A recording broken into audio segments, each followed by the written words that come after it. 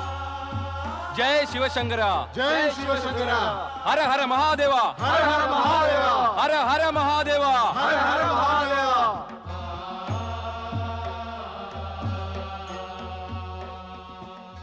പറയൂ ദേവരാജ, ഈ ആഗമന ഉദ്ദേശം? ഭഗവാൻ, ബ്രഹ്മദേവനിൽ നിന്ന് വരം ലഭിച്ചതിന് ശേഷം താരകാക്ഷൻ, കമലാക്ഷൻ, വിദ്യുന്മാലി ഈ 3 താരകപുത്രന്മാരും അധികം ശക്തിശാലികളാകാനുള്ള ശ്രമത്തിലാണ്.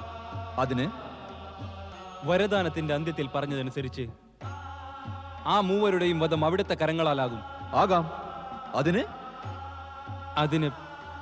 അതിന് ഈ നിവേദനവുമായി വന്നതാണ്. അവരെ വധിക്കാൻ വേഗത്തിൽ ഒരു ഉപായം കൈക്കൊണ്ടാൽ.